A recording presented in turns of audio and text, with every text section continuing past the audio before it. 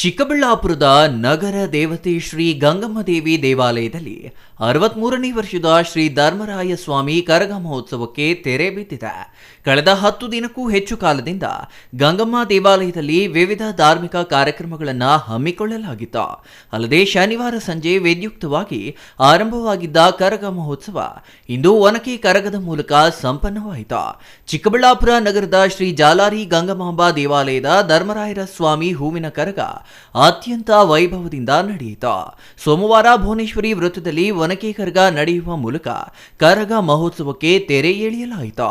ಒನಕೆ ಕರಗವನ್ನ ಕಣ್ತುಂಬಿಕೊಳ್ಳಲು ಅಪಾರ ಜನಸ್ತೋಮವೇ ಭುವನೇಶ್ವರಿ ವೃತ್ತದಲ್ಲಿ ನೆರೆದಿತ್ತು. ಮೊದಲು ಒನಕೆ ಕರಗಕ್ಕೆ ಪೂಜೆ ನಡೆಸಿ ನಂತರ ಒನಕೆಯ ಮೇಲೆ ಪಾತ್ರೆಯನ್ನಿಟ್ಟು ಅದನ್ನ ತಲೆ ಮೇಲಿಟ್ಟುಕೊಂಡು ಕರಗ ಪೂಜಾರಿ ತಮಟೆ ಸದಿಗೆ ನೃತ್ಯ ಮಾಡುತ್ತಿದ್ರೆ ಒನಕೆಯ ಮೇಲಿನ ಪಾತ್ರೆಯ ನೀರು ಕೆಳಗೆ ಚೆಲ್ಲುವುದನ್ನ ಕಣ್ತುಂಬಿಕೊಳ್ಳಲು ಹಾಗೂ ಆ ನೀರನ್ನ ತಮ್ಮ ತಲೆಯ ಮೇಲೆ ಬೀಳಿಸಿಕೊಳ್ಳಲು ಬೃಹತ್ ಜನಸ್ತೋಮವೇ ನೆರೆದಿತ್ತು.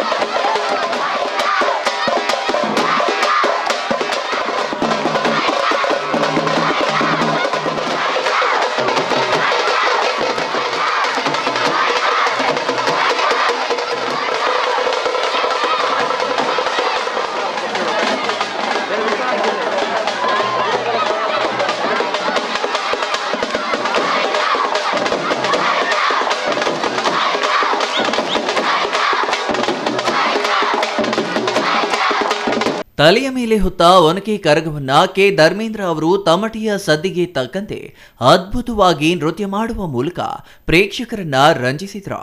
ಒಟ್ಟಿನಲ್ಲಿ ಈ ಬಾರಿಯ ಕರಗ ಮಹೋತ್ಸವ ಅತ್ಯಂತ ವಿಜೃಂಭಣೆಯಿಂದ ನೆರವೇರಿದ್ದು ನಗರದಾದ್ಯಂತ ಕರಗ ಸುತ್ತಾಡಿ ಜನರ ಮನ ಗೆಲ್ಲುವಲ್ಲಿ ಯಶಸ್ವಿಯಾಯಿತು.